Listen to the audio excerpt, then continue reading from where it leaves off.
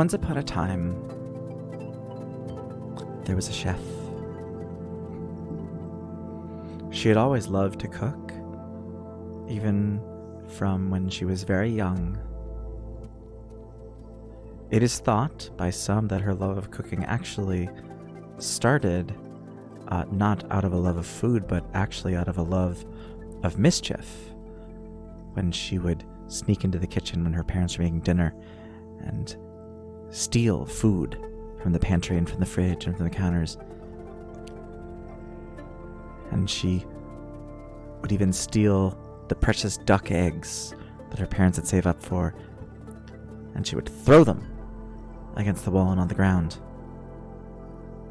And they say that the only way that her parents could convince her not to do this anymore was to teach her how delicious this food was when prepared instead of when hurled recklessly.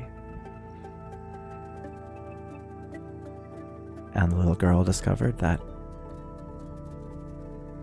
she liked eating the food even more than she liked throwing it, even though she never stopped enjoying the throwing part. As she got older, she cooked more and more, eventually taking over entirely from her parents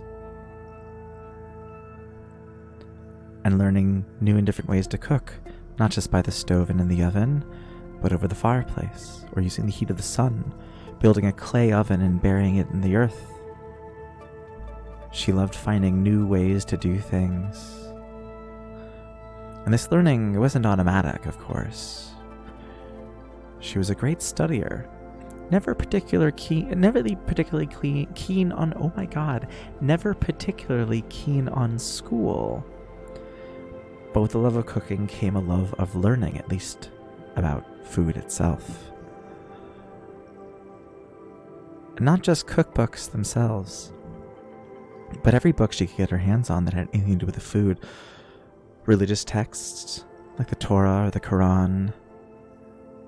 History books by Herodotus and Machiavelli. Plays, comedies, how-tos, diaries, anything that had any mention of food in any way. She had to get her hands on it. Some of these books were hard to get to. Some of them were forbidden or too precious to allow a child to handle. But she could not accept that someone would try and restrict the flow of knowledge to a mind that wanted to learn. And so as she became older, she decided that she would not just cook for herself and those around her, but she would become a leader in her field.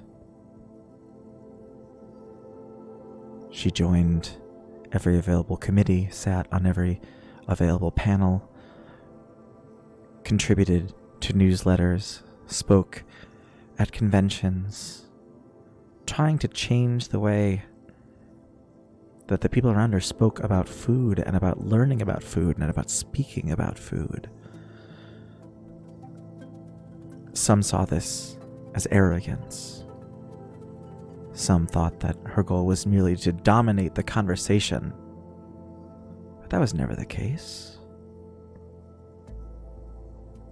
She simply wanted to introduce those around her to the same joy of food that she had learned as a child.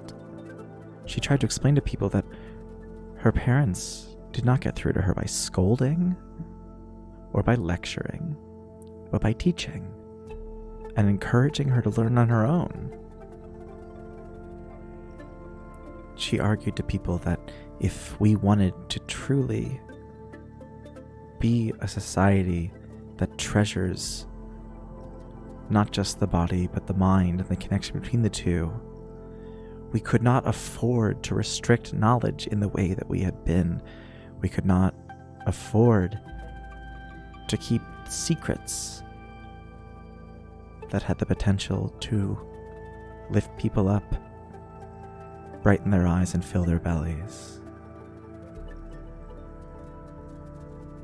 And so over the years, she built a great library, full of every book she could find, with a great kitchen and banquet hall at the center of it all, and she invited those from all around the world to come and visit, to read and to study, to eat and to drink, to laugh and to learn.